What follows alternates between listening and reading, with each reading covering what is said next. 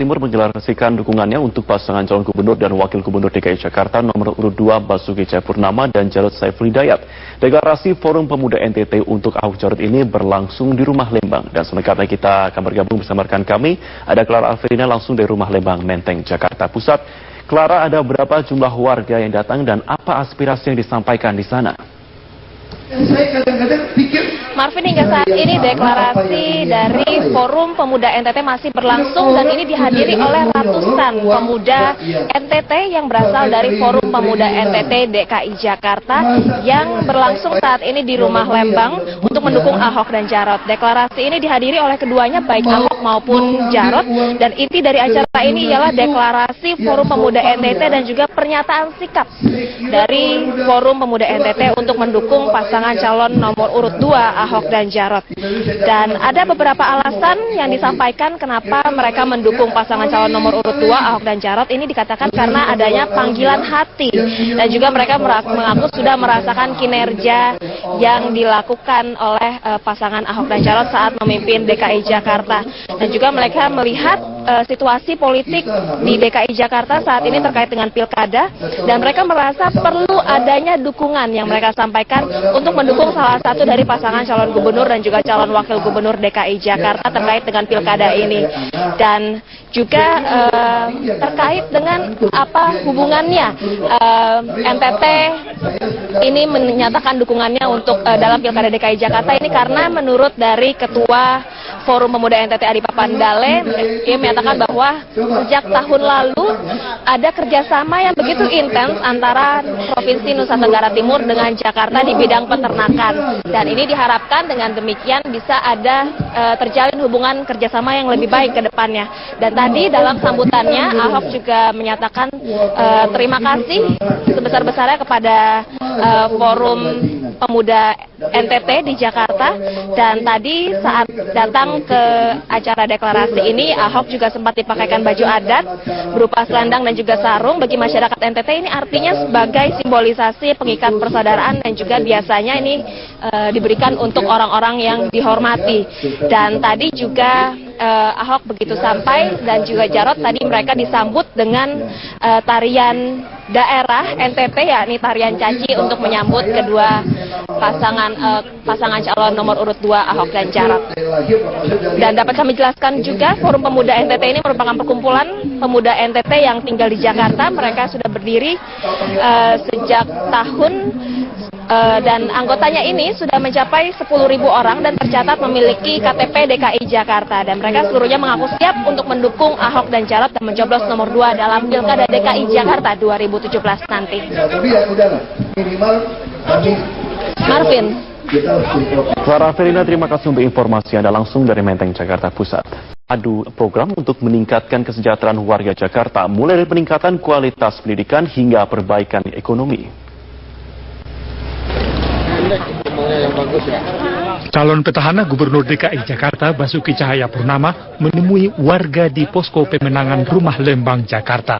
Dalam pertemuan, Ahok sempat menyampaikan pentingnya meningkatkan kesejahteraan guru. Di DKI Jakarta, guru sekolah negeri telah menerima gaji yang layak dan dinaikkan dari 9 juta rupiah menjadi 12,5 juta rupiah. Peningkatan gaji ini diharapkan sebanding dengan kualitas mendidik siswa agar lebih baik. Sementara itu, calon wakil gubernur nomor urut 1 Silviana Murni menemui para pendukung perempuan di kantor DPP Partai Demokrat. Ratusan perempuan ini hadir dari seluruh penjuru ibu kota DKI Jakarta dengan tujuan menyampaikan saran dan harapannya untuk kesejahteraan warga DKI Jakarta. Di tempat terpisah, calon wakil gubernur nomor urut 3 Sandiaga Uno belusukan ke Kelurahan Kamal, Jakarta Utara. Dalam belusukannya, Sandi berjanji akan memberikan pelayanan pendidikan tambahan khususnya bagi anak putus sekolah yang masuk dalam program Kartu Jakarta Pintar Plus. Tim Liputan Metro TV. Sandiaga Uno mencanangkan program Kartu Jakarta Pintar Plus. Kata plus ini menjadi pembeda dari program KJP karena peserta KJP Plus dapat menarik tunai. Calon gubernur petahana Basuki Cahayapurnama mengaku tidak memahami konsep yang diusung calon gubernur dan wakil gubernur nomor urut 3 ini. Kartu Jakarta Pintar yang sebelumnya digagas oleh mantan Gubernur DKI Jakarta Joko Widodo dan dilanjutkan oleh calon Gubernur petahana Ahok, rupanya cukup menarik menjadi sodoran bahan kampanye Cagup Cawagup nomor urut 3 Anies Sandi. Ini terbukti dengan munculnya program Kartu Jakarta Pintar yang dimodifikasi menjadi Kartu Jakarta Pintar Plus. Saat berkampanye ke Kampung Prepedan Jakarta Barat, calon Wakil Gubernur Sandiaga Uno berjanji akan memberikan pelayanan pendidikan tambahan, khususnya bagi anak putus sekolah yang masuk dalam program Kartu Jakarta Pintar Plus. KJP Plus merupakan gabungan KJP dan Kartu Indonesia Pintar. Aturan mengenai KJP akan diubah sehingga penerima KJP nantinya juga bisa menerima Kartu Indonesia Pintar. Kita itu kalau di KJP Plus perluasannya itu baik buat anak-anak yang sekolahnya di pesantren madrasah maupun juga bagi anak-anak yang tentunya sampai sekarang tuh belum ada di bangku sekolah. Calon Gubernur DKI Jakarta Basuki Cahayapurnama mempertanyakan program modifikasi ala Anies Sandi itu. Ahok mengkritisi program KJP Plus yang dapat menarik uang tunai. Menurut Ahok, sistem uang tunai tidak efektif dan mudah diselewengkan. Saya nggak ngerti KJP Plus maksud beliau itu plusnya apa ya. Kalau yang punya kami jelas sampai kuliah. Udah sampai kuliah bisa masuk perguruan tinggi negeri juga kami biayain. Malah nilainya kita tingkatkan, kami masuk baru 300 miliar, sekarang udah 2,5 triliun. Kita targetnya bisa 3 triliun. Saya nggak ngerti plusnya apa. Bisa ditarik itu Pak? Bisa ditarik? Nah kalau ditarik tunai, kita udah uji coba 1 tahun pertama itu rusak. Kartu Jakarta Pintar adalah program strategis pemerintah yang didanai penuh dari APBD DKI Jakarta. Anggaran yang dialokasikan untuk KJP selama APBD 2016 mencapai 2 triliun rupiah. Jumlah penerima KJP tahap pertama tahun 2016 mencapai 531.007 siswa. Jumlah itu diperuntukkan bagi siswa sekolah negeri dan swasta. Tim Liputan, Metro TV. Cybercrime Mabes Polri berhasil mengungkap identitas tersangka penyebar isu Rush Money. Isu Rush Money ini beredar di media sosial setelah aksi demonstrasi pada 4 November lalu. Informasi selengkapnya kami langsung bergabung bersama dengan Egit Hapsari langsung dari Mabes Polri Jakarta. Egit, siapa aktor di balik isu dari Rush Money ini? Zakia, sebenarnya aktor intelektual di balik isu tersebarnya Rush Money ini juga masih diburu oleh polisi, namun polisi baru saja menangkap salah satu pengunggah konten isu Rush Money tersebut ke sosial media. Pelaku ini bernama Abdul Rozak alias Abu Uwais yang menyebarkan konten yang mengajak masyarakat untuk menarik uangnya bersama-sama atau biasa disebut dengan Rush Money ke sosial media ini. Dan Abu Uwais ini merupakan guru SMA yang berdomisili di wilayah Penjaringan, Jakarta Utara. Isu Rush Money ini memang tersebar pasca aksi demonstrasi pada tanggal 4 November lalu, tepatnya di tengah bergulirnya perkara yang menimpa Gubernur DKI Jakarta nonaktif Basuki Cahayapurnama di Barreskrim Polri ini. Namun seperti apa konten yang diunggah oleh pelaku ke media sosialnya yang akhirnya mengakibatkan dirinya terseret unsur pidana? Berikut pernyataan selengkapnya dari Kadif Humas Polri, Irjen Polisi Boy Rafli Amar.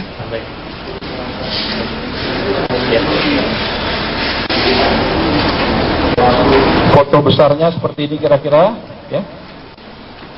Di situ ada provokasi 2 Desember ya. Uangnya itu 2 Desember gitu ya. Di tempat tidurnya itu. Jadi atas dasar konten yang provokatif inilah kita melakukan langkah-langkah penyelidikan lebih lanjut. Kemudian berhasil dilakukan penangkapan dan tentunya yang bersangkutan telah juga diamankan sebuah HP, kemudian juga beberapa kelengkapan barang pribadi yang sedang dalam pemeriksaan. Zakia, meskipun isu ini tersebar pasca aksi demonstrasi 4 November dan di tengah bergulirnya kasus Basuki Cahayapurnama, namun motif sebenarnya di balik beredarnya isu Rush Money ini juga masih terus ditelusuri oleh penyidik, dan pelaku sendiri sejauh ini hanya mengaku ia hanya ikut-ikutan untuk menyebar atau mengunggah postingan tersebut ke sosial media, dan tentunya ini juga bisa menjadi pelajaran bagi kita semua untuk lebih berhati-hati untuk mengunggah konten di sosial media. Zakia. Apakah kemudian polisi memutuskan untuk menahan tersangka? Meskipun sudah menetapkan sebagai tersangka, polisi akhirnya memutuskan untuk tidak menahan pelaku karena sejumlah pertimbangan, yakni karena pelaku ini berprofesi sebagai guru dan memiliki beberapa orang anak. Selain itu, tersangka ini juga dinilai kooperatif oleh polisi, namun tersangka diwajibkan untuk melaporkan diri secara berkala selama proses penyidikan. Tadi juga menurut Kadif Humas Polri, Irjen Polisi Boy Rafli Amar, dalam proses penyidikannya akhirnya pelaku mengakui kesalahannya dan juga meminta maaf secara tertulis baik kepada polisi, masyarakat, dan juga netizen pada umumnya karena telah menyebarkan isu rashmani yang tidak benar ini. Namun tentunya permintaan maaf ini tidak serta-merta menghentikan unsur pidana yang menjeratnya karena polisi telah menetapkannya sebagai tersangka dan juga menjerat tersangka dengan pasal 28 ayat 2 Undang-Undang Informasi Transaksi Elektronik atau ITE dengan jeratan sanksi pidana maksimal 6 tahun penjara dan denda 1 miliar rupiah. Selain itu, ini juga dinilai memberikan dampak yang cukup luas di tengah masyarakat dan isu rashmani ini juga menimbulkan instabilitas ekonomi dan juga lebih makronya lagi pada negara. Zakia. Baik, Egit Hapsari, terima kasih atas informasi Anda. Menjalani hukuman penjara atas dakwaan pembunuhan berencana. Meski demikian, Antasari berkeyakinan pembunuh sebenarnya masih hidup bebas. Wakil Presiden Yusuf Kala yang turut bersyukur atas kebebasan Antasari berharap Antasari tetap berjalan di jalan kebenaran. Mantan Ketua KPK Antasari Azhar sengaja mengundang Wakil Presiden Yusuf Kala dan Menteri Hukum dan HAM Yasona Lauli ke acara syukuran pasca bebas bersyarat dari pidana 18 tahun penjara. Yusuf Kala yang menjabat Wakil Presiden di masa pemerintahan Presiden SBY dianggap Antasari banyak memberi bantuan moral saat Antasari menghadapi persoalan hukum. Iya, sejak awal saya di dalam kan beliau sudah peduli ya. Beliau datang menjelang lebaran bawa kue, karena status saya narapidana waktu itu. Dan anak saya nikah, saya juga masih di dalam, beliau jadi saksi. Yusuf Kala berharap Antasari yang telah bebas bisa menikmati hari tua bersama keluarga tanpa harus lupa untuk tetap berpegang pada kebenaran. Karena menurut saya, ya, tapi yang mengetahui kebenarannya cuma satu orang, cuma beliau. Terserah saja, tetapi masa datang. Ya, itu kebenaran harus menang.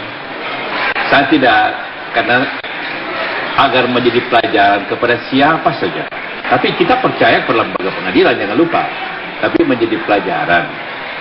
Supaya jangan terulang. Kita percaya pada pengadilan. Tidak mengatakan ini salah secara pengadilan. Kita tidak berhak mengatakan itu. Tapi keadilan, kebenaran tentu lebih tinggi lagi. Ya, syukur ya.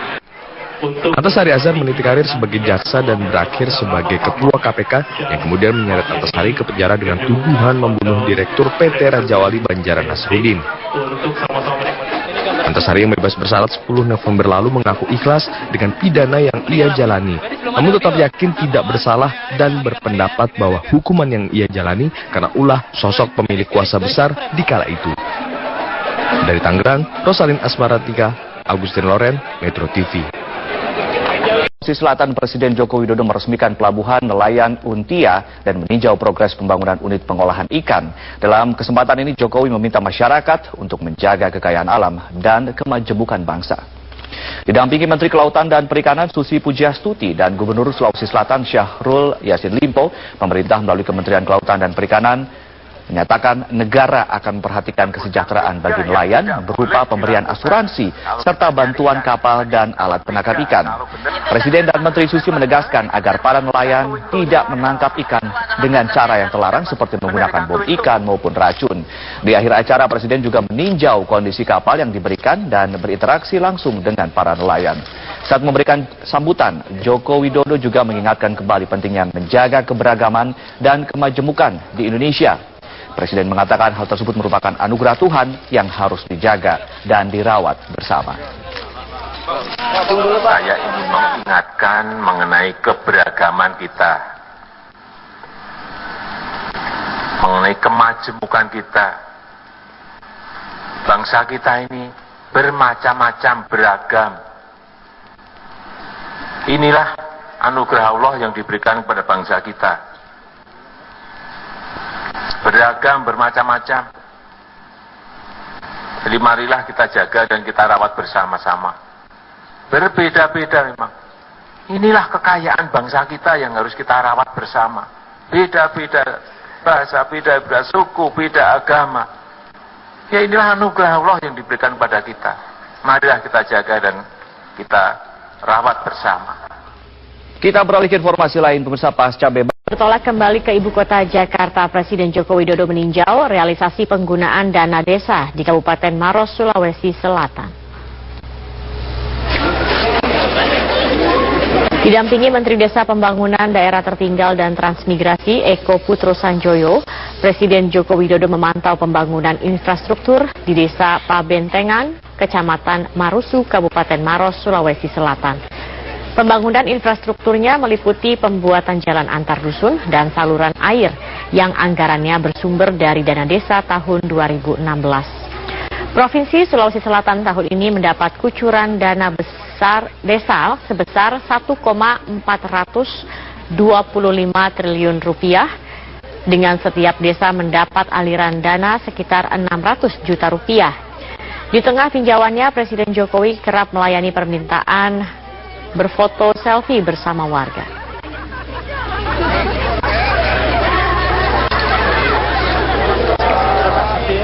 Sebelumnya pada Sabtu pagi, Presiden Joko Widodo didampingi Menteri Kelautan dan Perikanan Susi Pujiastuti dan Gubernur Sulawesi Selatan Syahrul Yassin Limpo meresmikan pelabuhan nelayan Untia dan meninjau progres pembangunan unit pengolahan ikan. Dalam kesempatan ini Jokowi meminta masyarakat untuk menjaga kekayaan alam dan kemajemukan bangsa. Presiden dan Menteri Susi menegaskan agar para nelayan tidak menangkap ikan dengan cara yang terlarang, seperti menggunakan bom ikan maupun racun. Di akhir acara, Presiden juga meninjau kondisi kapal yang dibelikan dan juga berinteraksi langsung dengan para nelayan. Saat memberikan sambutan, Joko Widodo juga mengingatkan kembali pentingnya menjaga keberagaman dan kemajemukan di Indonesia. Ia mengatakan hal tersebut merupakan anugerah Tuhan yang harus dijaga dan dirawat bersama. Mengingatkan mengenai keberagaman kita, mengenai kemajemukan kita. Bangsa kita ini bermacam-macam, beragam. Inilah anugerah Allah yang diberikan kepada bangsa kita. Beragam, bermacam-macam. Jadi marilah kita jaga dan kita rawat bersama-sama. Berbeda-beda memang. Inilah kekayaan bangsa kita yang harus kita rawat bersama. Beda-beda bahasa, beda-beda suku, beda agama. Ya inilah anugerah Allah yang diberikan kepada kita. Marilah kita jaga dan kita rawat bersama. Kita beralih ke informasi lain, pemirsa. Antasari Azhar